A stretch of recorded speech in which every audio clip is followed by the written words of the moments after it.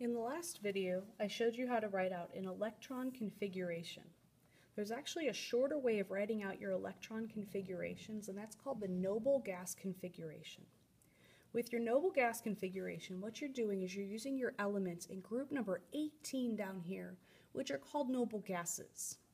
With your noble gases, what we're doing is we're basically completing out a row, and then we're going on to another energy level after that row. So argon is in energy level number 3, but when we go down here to potassium, we're starting in the next highest energy level is 4. So what we're going to do is we're going to assume that the reader can actually figure out the noble gas configuration to make these shorter.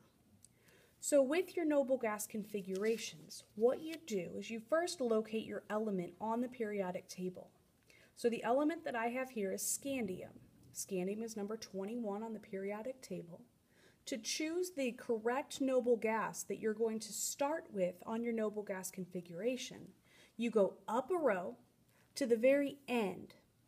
So at argon, that's where you're actually starting afterwards the next energy level. So argon is in energy level number 3. So when we go down here to scandium, we're actually going to start that 4th energy level. So we start with argon at the beginning of our noble gas configuration, and we just put that in brackets, and we say, hey, you can figure out the noble gas configuration, the electron configuration for argon. We're going to start with the next highest energy level, which is energy level 4.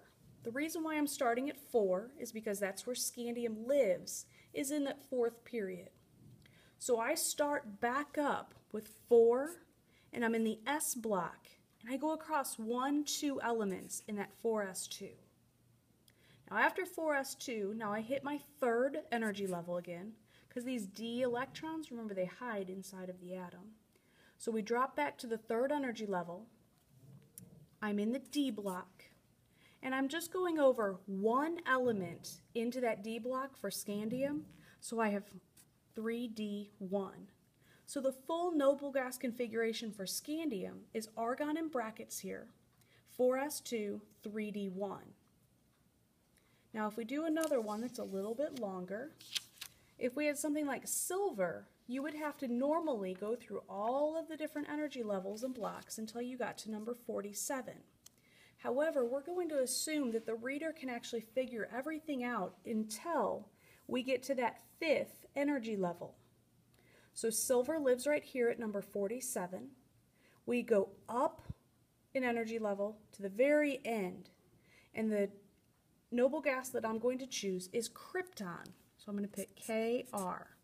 You put that krypton in brackets, and it tells the reader you can figure out everything that's in krypton. I'm going to go on after krypton. So krypton's number 36, so I start back up with number 37 because that's the period that silver lives in.